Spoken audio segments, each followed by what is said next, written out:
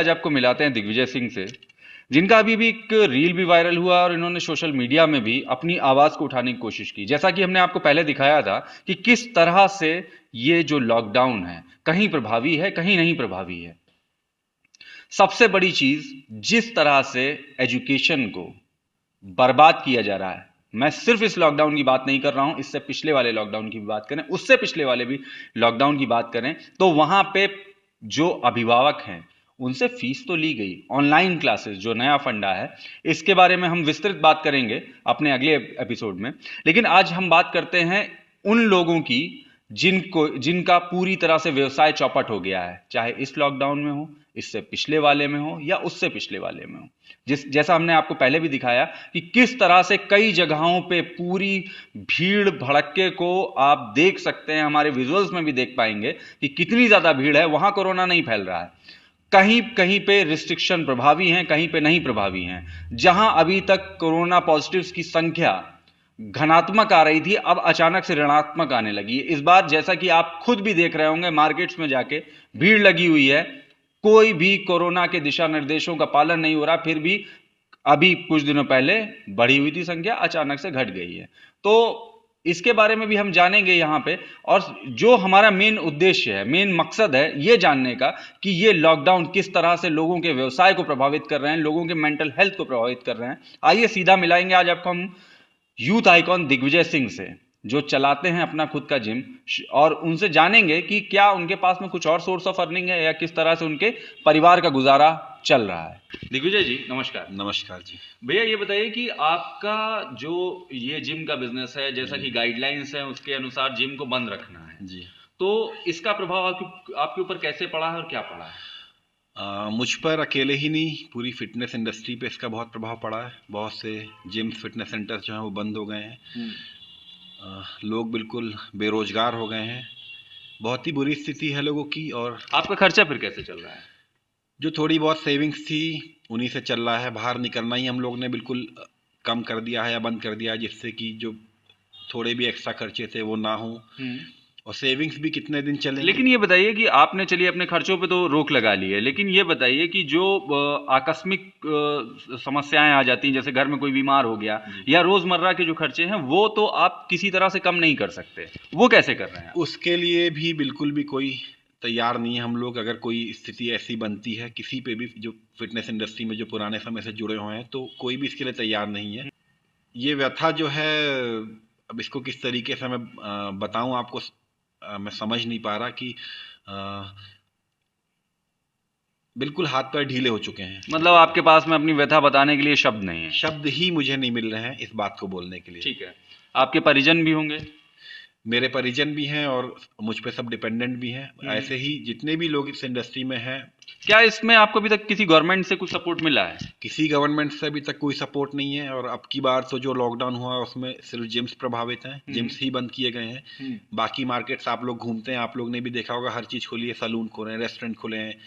अच्छा ये बताइए कि जैसा कि गाइडलाइंस हैं, दिशा निर्देश हैं कि जिम्स को बंद रखना है, क्या जिम से स्पेशली कोरोना फैल रहा है? देखिए, कोरोना एक अगर ऐसी बीमारी है तो ये किसी भी जगह से फैलेगी अगर कहीं पे है। ठीक है। मेरा ये कहना है कि जिस तरीके से गाइडलाइंस के संग और चीजें चल सकती हैं, तो जिम्स क्यों नहीं चल सकते हैं। एक जैसे एरिया वाइज डिवाइड कर दें कि जैसे पर 100 स्क्वायर फीट एक मेंबर अलाउ करें। 1000 स्क्वायर फीट का जिम हो तो 10 मेंबर हो, 2000 स्क्वायर फीट हो तो 20 मेंबर हो। इस तरीके से जैसे हर जगह पे चीजें चल रही प्रोटोकॉल्स के संग, वो जिम में भी चल सकती हैं। अगर बाहर से नहीं फैल रहा कोरोना तो जिम से भी नहीं फैलेगा। अगर जिम से फैल रहा है तो बाहर से भी फैलेगा। मास्क बाहर भी लोग नहीं लगा रहे हैं। रोड्स में पूरी भीड़ है। अमीनाबाद, बुद्ध बाजार, हर मार्केट भरी हुई है। अगर थोड़ा सा सहयोग गवर्नमेंट करे, जो अधिकारी हैं वो अगर थोड़ा सहयोग करें इस फील्ड में, वो बिल्कुल एक कलम चला के वो लोग एकदम गांठ बांध के रख लेते हैं कि अब हमने कलम से फैसला कर दिया और साइन कर दिया तो जिम बंद हो गए। वो लोग ये नहीं सोचते कि बहुत से लोग जो इसी पे, जिनकी जीविका इस पे जीविका इसी से चल रही है, वो कैसे जिएंगे, कैसे चलेंगे। वो उनको एक कहीं ना कोई एक एक्शन दिखाना होता है कि हमने ये कर दिया, कोरोना बढ़ा तो हमने ये किया, या हमने ये दिशा निर्देश दिए। जैसे अब ये रात्रि का जो कर्फ्यू लगा है 10 से 6 बजे तक, मैं ये पूछता हूँ कि कौन 10 बजे से 6 बजे तक बाहर इस ठंड में घूम रहा है? वो 2-4-10 लोग जो घूम भी रहे हैं, उनके नहीं घूमने से क्या कोरोना रुक जाएगा? और जिम्स का जो पूरा धंधा जो बिल्कुल चौपट कर दिया है, बिल्कुल कई कई जगहों पे लोग रेंट पे है, मकान मालिक जो है 2-2 3-3 लाख रुपए तक रेंट है लोगों का। 50-60 हज़ार तो हर जगह है ही है। रेंट कहीं पे माफ नहीं हो रहा, बिजली के बिल आ ही रहे हैं, तो कहाँ से देगा आदमी? और जो अन्य दिशा निर्देश हैं जी। उसको भी कोई पालन नहीं कर रहा है, तो इसके लिए आप गवर्नमेंट से क्या चाहते हैं? मैं गवर्नमेंट से एक सवाल करता हूँ कि अगर रैली में लोग आ रहे हैं, उनकी हर छोटी से छोटी मीटिंग में 100 200 300 लोग होते हैं, ठीक है। वो लोग उस पे कोई अपनी चीज़ों पे कोई ऑब्जेक्शन नहीं करते हैं, तो फिर हम लोगों को क्यों मना कर रहे हैं?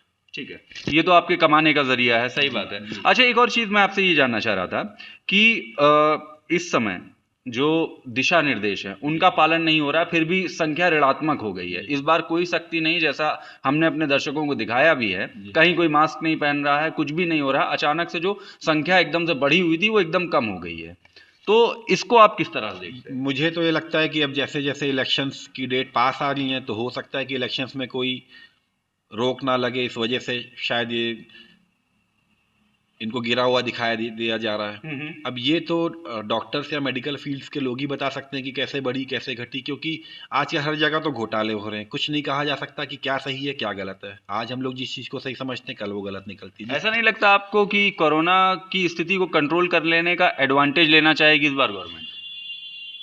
अब गवर्नमेंट देखिए, कुछ भी सकारात्मक अगर किसी भी गवर्नमेंट में होता है तो वो किसी के भी द्वारा किया गया हो, गवर्नमेंट उसका एडवांटेज लेती है। और कुछ भी नकारात्मक अगर चीज़ होती है तो वो पिछली गवर्नमेंट में डाल दिया जाता है। ठीक है। ये हर गवर्नमेंट करती आई है और ये आगे भी जितनी गवर्नमेंट्स रहेंगी ये करेंगी। मेरा एक सवाल है कि इतने विपक्ष के नेता हैं, राहुल गांधी हैं, प्रियंका गांधी हैं, अखिलेश जी हैं, इतनी बड़ी बड़ी बातें चल रही है, कौन नेता पार्टी चेंज कर रहा है, उस पर इतना बड़ा 4-4 दिन की न्यूज़ चल रही है। मेरा ये सवाल आप मीडिया वालों से भी है कि इतना बड़ा ये मुद्दा, इतने लाखों लोग भूखे हो गए, बेरोजगार हो गए, ये मुद्दा जरूरी है कि ये जो पार्टी चेंज कर रहे हैं लोग, ये जरूरी है? और आए दिन नए नए बयान आ रहे हैं, कभी मैं चंद्रशेखर रावण के बयान सुन रहा हूँ, कभी राजभर जी के बयान सुन रहा हूँ, कभी मौर्य जी के बयान सुन रहा हूँ। क्या उन लोगों का किसी का भी ये फर्ज नहीं है कि एक एक इस इंडस्ट्री पे भी ध्यान दें कि जो एक पूरी इंडस्ट्री बर्बाद हो रही है? मैं ये कहता हूँ कि चलो गवर्नमेंट किसी को रोजगार नहीं दे सकती है, नहीं दे रही है या दे रही है, जो भी गवर्नमेंट अपने आंकड़े दे रही है वो गवर्नमेंट ही जाने, लेकिन क्या किसी जो पहले से जिसके पास रोजगार दे था वो छीन लेना कहाँ तक उचित है?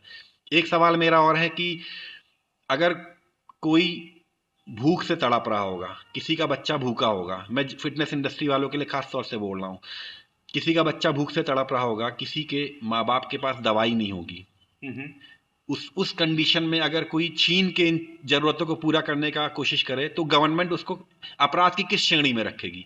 उसको किस हद तक का अपराधी माना जाएगा अगर वो अपनी इन जरूरतों के लिए छीना झपटी भी कर ले तो? क्योंकि जब भूखा होता है आदमी तो उसको सिर्फ अपनी भूख दिखाई देती है, भूख से मरना नहीं चाहेगा कोई भी आदमी।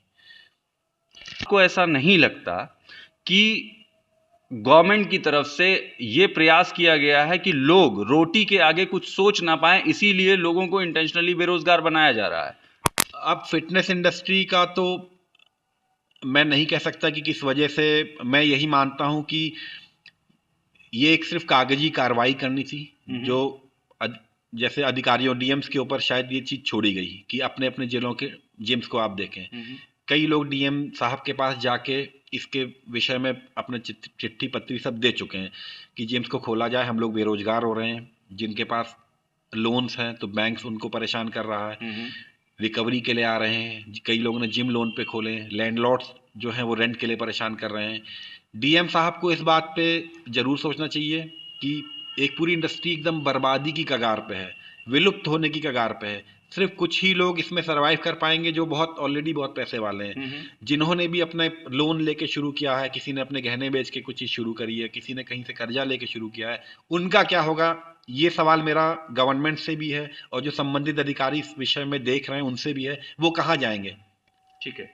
और ये जिस तरह की भी आपकी डिमांड्स हैं, आपको क्या लगता है कि गवर्नमेंट क्या इसे सुनने वाली है या इसमें अभी कुछ नहीं होने वाला? अभी तक कोई भी ऐसी चीज़ गवर्नमेंट की तरफ से नहीं आई है कि हम लोगों को जो सुना गया हो। इससे ये लगता है, जो मेरे मन में मेरी व्यक्तिगत ये फीलिंग आती है कि किसी भी गवर्नमेंट को किसी से कोई फर्क नहीं पड़ता। ये लोग वोट की राजनीति करते हैं। जहाँ पे वोट, जिस मुद्दे से वोट मिल रहा है उस मुद्दे को उठाते हैं, चाहे वो धर्म का हो, चाहे रोजगारी का हो, किसी के बेरोजगार होने का या रोजगार मिलने का हो, चाहे एग्जाम जो हो रहे हैं उसमें कैंसिल हो रहे हैं उसका हो। ये सब जो पॉलिटिक्स में आ रहे हैं, क्या ये सिर्फ अपने नाम के लिए और पैसा कमाने के लिए आ रहे हैं? क्या इनके अंदर इतनी भी लाज शर्म नहीं है कि बिल्कुल डूबती हुई किसी इंडस्ट्री को अगर रिवाइव कर सकते हैं तो उसमें मदद करें? मेरा ये सवाल गवर्नमेंट से है। नहीं, ये तो आपने विपक्ष के ऊपर आरोप लगाया कि वो ऐसा नहीं कर रहा है, लेकिन क्या आप अपनी मांगों को लेके, क्या आपने सीएम योगी आदित्यनाथ या एसीएस होम साहब से या किसी से भी अभी तक दरखास्त की है? आप खुद ही बताइए कि क्या सीएम योगी जी से मिलना इतना आसान है कि कोई जाएगा और मिल लेगा? महीनों लग जाएंगे। अब इस समय इलेक्शन का टाइम चल रहा है, जैसा कि आप जानते हैं, सब लोग इलेक्शन में बिजी हैं। इस समय तो कोई इस मुद्दे को इतना छोटा मानेंगे ये लोग कि 10 20 50 लाख वोट इनके लिए मायने नहीं रखते। ठीक है। अपने इलेक्शंस में ये लोग लगे हुए हैं। क्या ये लोग इस मुद्दे को इतना तवज्जो देंगे कि हम लोगों से मिलें? इनसे मिलने तक में ही सैकड़ों जिम्स बंद हो जाएंगे, और जो संबंधित अधिकारी हैं वो लोग बिल्कुल ऐसे आंख में पट्टी बांध के गांधारी बन के बैठ गए कि उनको कुछ भी नहीं दिख रहा है। वो सिर्फ वही करना चाहते हैं जो उन्होंने सोच लिया है। ठीक है। उससे आगे हटके कुछ संवेदनहीन बिल्कुल हो गए हैं, कुछ संवेदना अपने मन में लाके ये लोग अगर उसमें एक्शन लें तो ये लोग जिम्स को जरूर खोल देंगे। अगर सलून खुले हैं, मसाज पार्लर्स खुले हैं, सलून में आपने भी देखा होगा कि एक टॉवल से किसी ने पोंछा, उसी से दूसरे को पोंछ दिया, अगर उससे कोरोना नहीं फैल रहा तो सिर्फ और सिर्फ जिम कैसे? अगर और जगहों पे भी प्रोटोकॉल्स के लिए और जगहों को भी बंद किया गया होता और सिर्फ जिम इंडस्ट्री ना बंद हुई होती तो मेरा ये सवाल गवर्नमेंट से नहीं होता। आज सिर्फ एक जिम की इंडस्ट्री को, और कहने के लिए स्विमिंग पूल्स बंद कर रखे हैं। कौन इस ठंड में जाके स्विमिंग करेगा? किसको मरना उस ठंड में स्विमिंग करके? जो है, सिर्फ जिम्स बंद है, कुछ भी नहीं बंद है। ये सिर्फ एक कागजी कार्रवाई है जो ये दिखाने के लिए की गई कि हाँ, हमने कोरोना बढ़ने पे ये किया। इसके अलावा ये कुछ भी नहीं है। मतलब इस तरह के एक्शंस लेके गवर्नमेंट जो है अपने आप को डिफेंड करना चाहती है। गवर्नमेंट एक बहुत बड़े सेक्टर को अपने खिलाफ खड़ा कर रही है। मेरे जैसे, मैं बीजेपी का सपोर्टर रहा हूँ, मेरे जैसे और भी बहुत से लोग हैं जिन्होंने हमेशा बीजेपी को सपोर्ट किया होगा, लेकिन जब इतनी जायज मांग हम लोगों की या मेरे जैसे लोगों की नहीं सुनी जाएगी, हम क्या सोचेंगे कि हमको नजरअंदाज किया जा रहा है। हमारी किसी चीज से गवर्नमेंट को फर्क नहीं पड़ता है। आज तक मैंने हमेशा ये सोचा कि हाँ ठीक है, ये गवर्नमेंट हमारे लिए काम कर रही है, सबका साथ सबका विकास की बात करती है, लेकिन ये कैसा विकास है जो बिल्कुल एक सेक्टर को बिल्कुल नजरअंदाज कर दिया गया है, बिल्कुल एकदम अंधकार में एकदम धकेल दिया गया। कितने बच्चे हैं, उनका भविष्य। मुझे इस इंडस्ट्री ने बहुत इज्जत दी है, बहुत नाम दिया है, बहुत फेम दिया है। आज भी अगर मैं गवर्नमेंट से सवाल नहीं करता हूं तो मेरी जिंदगी पे लानत होगी। मैं अगर ये सोचूं कि मैं इस गवर्नमेंट को सपोर्ट करता हूं तो ये ऐसा सपोर्ट नहीं हो कोई भी करता कि किसी की गलत बात पे भी ना आवाज उठाए। जो चीज मुझे गलत लग रही है मैं उस चीज के लिए आवाज उठा रहा हूं। अगर गवर्नमेंट मुझे इस बात के लिए सोचती कि मैं विरोध कर रहा हूं तो हाँ, मैं उनकी इस नीति का विरोध कर रहा हूं। ठीक है। इसके लिए अगर गवर्नमेंट ये सोचती है कि मुझे अरेस्ट किया जाए या मैं किसी चीज के खिलाफ जा रहा हूं तो मुझे अरेस्ट कर लिया जाए। मतलब अब आप आर पार के मूड में आ चुके हैं क्योंकि ये बात है पेट की। मैं बिल्कुल आर पार के मूड में हूँ, बिल्कुल आर पार के मूड में हूँ। मैं पेशे से मैं बॉडी बिल्डर हूँ, मेरा पहलवानी मेरा शौक रहा है। मैं लोकतंत्र में, कानून में बंधा हुआ हूँ, इसीलिए मैं कुछ कर नहीं पा रहा हूँ। अगर ये लोकतंत्र और कानून ने मेरे हाथ ना बांधे होते तो शायद मैं खींच लेता किसी नेता को उसकी गाड़ी से नीचे और सवाल पूछता उससे कि कैसे, क्यों एक भूखा मरने पे मेरे और मेरे जैसे मेरे कई भाइयों को मजबूर किया जा रहा है भूखा मरने में। अच्छा दिग्विजय जी, आपका कोई ऐसा संगठन हो जो एक इकट्ठा होके इसके लिए आवाज उठाए? मैं कई संगठन जो है, कई लोग जा रहे हैं मिलने, लेकिन जब कोई सत्ता में होता है तो उसके आगे हर कोई भी संगठन हो वो कमजोर ही होता है। अच्छा। कितने बड़े से बड़ा संगठन हो, जो सत्ता में बैठा आदमी उसके सामने आप अपनी मांग को पूरा कराने के लिए, क्योंकि ये जायज मांग है, क्योंकि यहाँ आपके ठीक रोटी से और आपके जीवन यापन से ये जुड़ा हुआ प्रश्न है, इस अपनी बात को रखने के लिए और मांग को मनवाने के लिए क्या आप इसके आगे भी कुछ प्रोटेस्ट या कुछ भी, या अपनी बात पहुंचाने के लिए क्या कदम उठाएंगे? मैं तो कहता हूं कि गवर्नमेंट मुझे और मेरे जैसे जितने जिम्स वाले उनको अरेस्ट करके जेल में डाल के फ्री की रोटी खिलाए। ठीक है। और हमारे घर वालों की जिम्मेदारी गवर्नमेंट उठाए। अगर उनको हमसे वोट की उम्मीद करते हैं तो हम लोग जब तक बाहर रहेंगे हम लोग इसका विरोध करेंगे। जो ये जिम्स बंद है इनका विरोध करेंगे। इससे अच्छा हमको अंदर करके हमको बंद कर दें। ठीक है। क्योंकि हम लोग बाहर रहेंगे। आज शांत हैं, थोड़ा शालीनता से अपनी बात बोल रहे हैं, एक विरोध कर रहे हैं। जैसे कल किसानों ने जो है आंदोलन किया, लोग मर गए। मैं नहीं चाहता कि जिम वाले कल को कोई ऐसा आंदोलन करें और सड़कों में लोग मरें। ये शिक्षण संस्थान बंद थे, अभी तक बंद हैं, अभी भी बंद हैं, लेकिन माँ बाप से फीस ली जा रही है, इसको आप कैसे गवर्नमेंट कह देती है कि फीस ना ली जाए, हाँ इसको लागू क्यों नहीं करवाती गवर्नमेंट? ठीक है। क्या सिर्फ खाने और खसोटने के लिए बैठी है गवर्नमेंट? इसको लागू करवाया जाए, बच्चों की फीस माफ करी जाए, या गवर्नमेंट अपनी जेब से पे करे। टैक्स हम लोगों से लिया जाता है, तो हम लोगों की ऐसी कोई भी जरूरत पड़ेगी तो गवर्नमेंट की जिम्मेदारी की हम लोगों को वह उससे जो है उसका समाधान निकाला जाए। भूखे मरने के लिए हम लोगों को छोड़ देना। देखिए, हम लोग बहुत आत्मसम्मानी है, या तो हम लोग गरीबी रेखा से नीचे होते, हम लोग को गरीबी भत्ता मिल रहा होता, हम लोग को महीने में 2 बार राशन मिल रहा होता और हम उससे संतुष्ट होते। मैक्सिमम लोग जो मिडिल क्लास के होते हैं वो बहुत महत्वाकांक्षी होते हैं, उनकी अपनी महत्वाकांक्षाएं होती हैं, एक लिविंग स्टैंडर्ड होता है, वो उसी में जीने के आदी होते हैं। जिस तरीके से आप जंगल से उठा के किसी जानवर को पिंजरे में बंद करेंगे वो मर भी सकता है, उसी तरीके से हम लोग एक लेवल से नीचे नहीं जाके सोच सकते। हमको, हमारे परिवार को, हमारे बच्चों को एक लेवल में रहने की आदत है। हम उससे नीचे, बहुत ज़्यादा नीचे होकर सर्वाइव नहीं कर सकते हैं। हम लोगों को जब कोई मदद नहीं मिलेगी, हम लोग कहाँ जाएंगे? और अगर हम लोग इस बिल्कुल चिड़चिड़ेपन में आके कोई आंदोलन करेंगे, देखिए कहीं पे भी 1000, 2000, 10,000 लोग जमा होते हैं, तो कोई भी आदमी उग्र हो सकता है। कोई भी हमारे बीच में हमारे संगठन का बन के उसमें से आके पत्थर चला देगा, तो आप लोग बदनाम कर देंगे कि जिम वालों ने पत्थर चलाए। उस स्थिति में इसका जिम्मेदार कौन होगा? मानिए जिम वालों ने नहीं चलाए, किसी विरोधी ने, किसी ने भी, जो कोई भी जो ऐसा हो जो इसमें इस आंदोलन को खराब करना चाहे और सरकार को बदनाम करना चाहे, उसमें से किसी ने पत्थर चला दिया, तो इसका जिम्मेदार कौन होगा? लाठियां तो हम लोगों पे भी चलेंगी, हम लोग भी लाठी खाएंगे। मैं ये बात किसी नेतागिरी करने को या नेता बनने को नहीं बोल रहा हूँ। ये मेरा और मेरे कई भाइयों का मुद्दा है जो मैं सरकार के सामने रख रहा हूँ। अब जैसे कि आप देख रहे होंगे पिछले 10 सालों में कई युवा नेता उभर गए, ठीक है, वो सब बात करते हैं। कोई दलित की बात करता है, कोई पिछड़े वर्ग की बात करता है, दलित वहीं रह जाता है, पिछड़ा वर्ग वहीं रह जाता है, वो नेता पैसे वाला बन जाता है।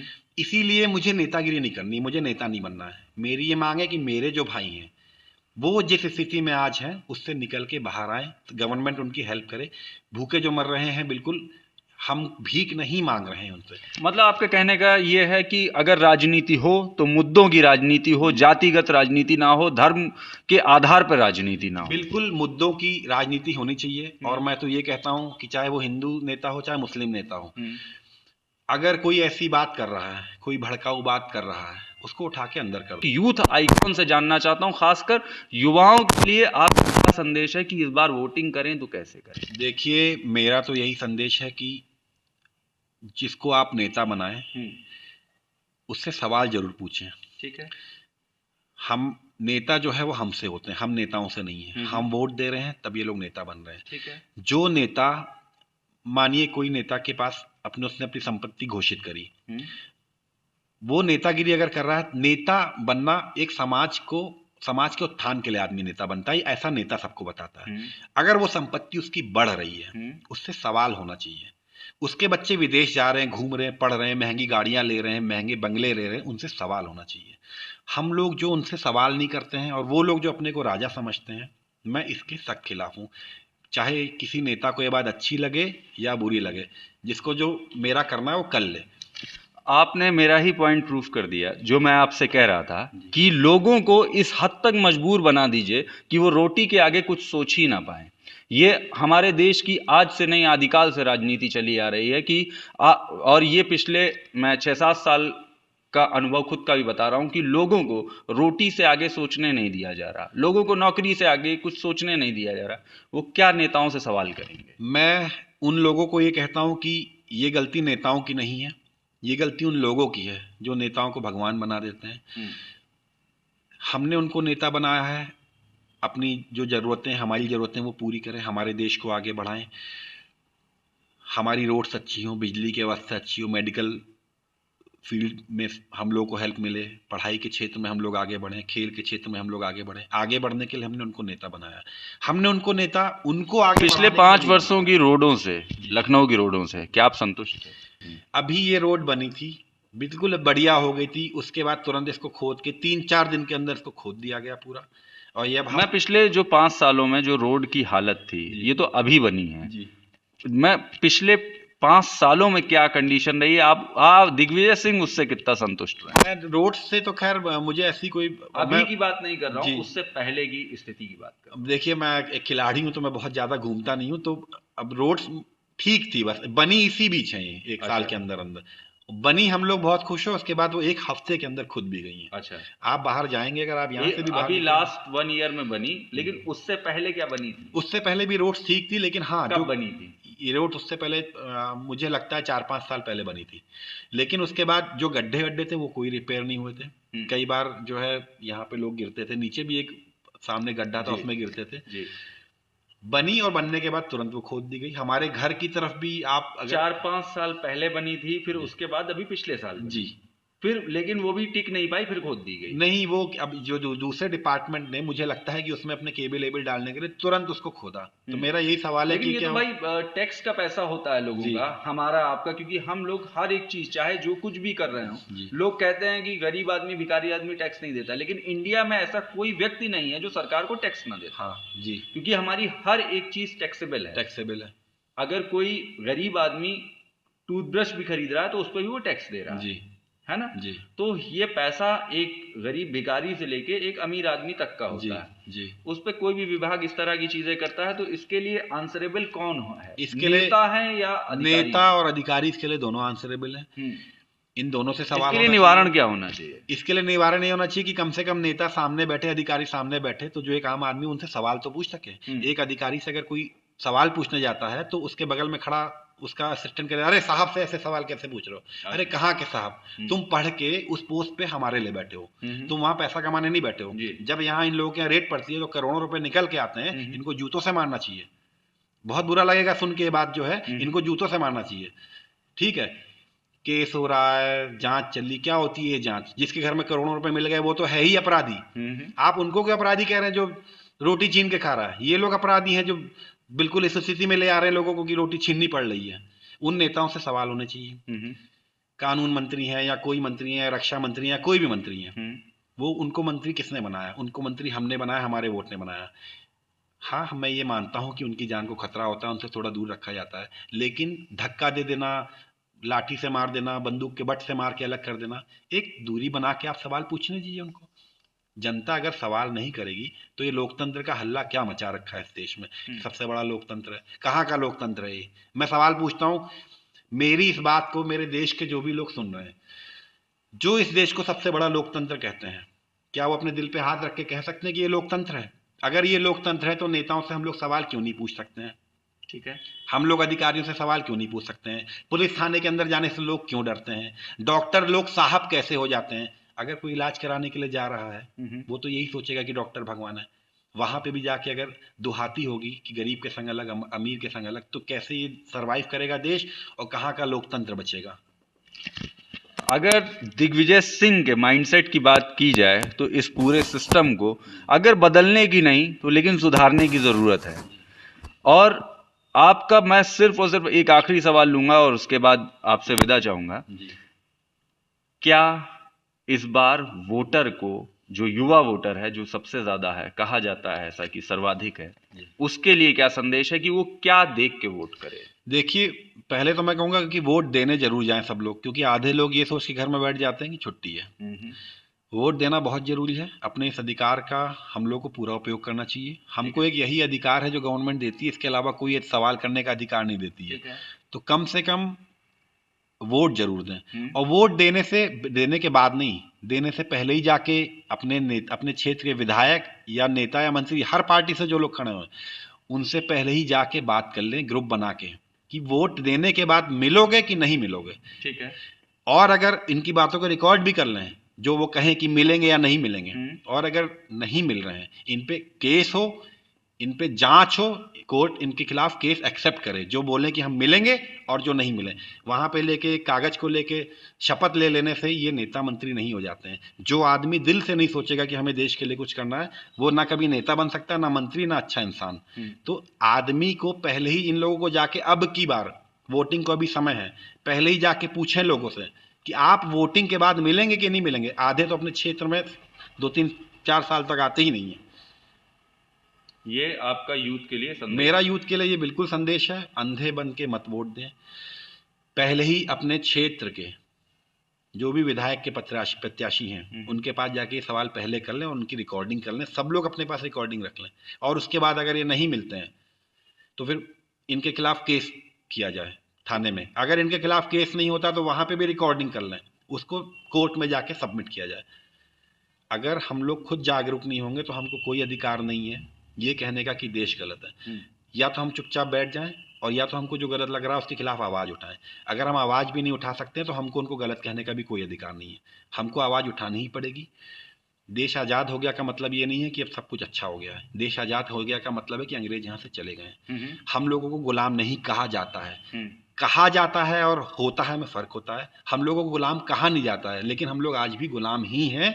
आप मानसिक गुलाम है, हमारी मानसिकता गुलाम वाली है। साहब क्या होता है, ये साहब क्या होता है? अगर हम उनको साहब नहीं बोले तो वो थप्पड़ मार देंगे। बहुत से अधिकारी मैंने देखा साहब नहीं बोला थप्पड़ मार दिया, सवाल पूछने में थप्पड़ मार दिया। कैसे? जूतों से उन लोगों की भी पिटाई होनी चाहिए जो बदतमीजी करते हैं गलत ढंग से जो है। मैं ये नहीं कहता कि कोई जाके किसी अधिकारी से या नेता से बदतमीजी करे, लेकिन ये अधिकार उनके पास भी नहीं है कि वो लोग आम जनता से बदतमीजी करें। हर वोट उनके लिए जरूरी होता है, भीख की तरह ये लोग मांगते हैं। जब वोटिंग के लिए वोट मांगने आते हैं तो जब इनको वोट मिल जाए और ये जीत जाए तो इनका एक नैतिक दायित्व होता है कि उसको जिसने इनको वोट दिया है, जिसने वोट नहीं भी दिया, अगर वहां पे जीते हैं इसका मतलब उनको जो जो लिमिट होती है उससे ऊपर के वोट मिले हैं। तो वो इनके क्षेत्र के लोग हैं, वो इनकी जिम्मेदारी है, उनका अच्छा बुरा इनको सोचना चाहिए। अपने बच्चों का कैरियर बनाने के लिए कि आजकल नेता जो है अपने बच्चों के लिए टिकट मांग रहे हैं। कोई कह रहा है कि हम ये सीट छोड़ देंगे अपने बच्चे के लिए, कोई कह रहा है कि बेटे को टिकट नहीं दिया तो ये राजनीति कैसी ओछी राजनीति है। पब्लिक को जूते बरसाने चाहिए ऐसे लोगों पे। नेतागिरी में जो आए वो देश के अच्छे के लिए आए, नहीं तो ना आए। दलित नेता और क्षत्रिय नेता और ब्राह्मण नेता ये कुछ नहीं होता है। नेता मतलब नेता होता है, उसके लिए हर कोई एक होता है। मेरा मतलब नेतृत्व करने वाला जी, बस मेरा यही कहना है यूथ से। तो ये थे हमारे साथ में दिग्विजय सिंह, जिन्होंने अपनी हर एक मुद्दे पर रखी बेबाकी से राय। आइए देखते हैं इस बार क्या असर पड़ता है इनके फॉलोअर्स पे और बाकी जो भी ये इंटरव्यू देखेंगे उन लोगों पे। वैसे बात तो इन्होंने बिल्कुल जेन्युइन कही है, बिल्कुल सही कही है, 100% सच कही है कि अपने एरिया के प्रत्याशी के पास जाएं, वो जो वादे कर रहा है उसकी एक रिकॉर्डिंग बना ले। यदि वो जीत जाता है तो उसके बाद जब आप अपनी समस्या लेके जाएं, जब वो माननीय हो जाएं, जब वो विधायक जी हो जाएं, तो आप जाके उनको उनके वो पुराने वादे याद दिलाइए। क्योंकि ऐसे बहुत सारे पार्टियों के मैनिफेस्टो, बहुत सारे लोगों के वादे किस तरह से धूल खाते हैं, किस तरह से पड़े पड़े सड़ जाते हैं। विपक्ष चिल्लाता रह जाता है कि मैनिफेस्टो का ये वादा पूरा नहीं किया, वो वादा पूरा नहीं किया, क्योंकि जब वो पक्ष में होते हैं तब भी वो यही करते हैं। ये थे दिग्विजय सिंह जी। आइए देखते हैं इनकी इस अपील का कितना फर्क पड़ता है युवाओं पे। बहुत बहुत धन्यवाद।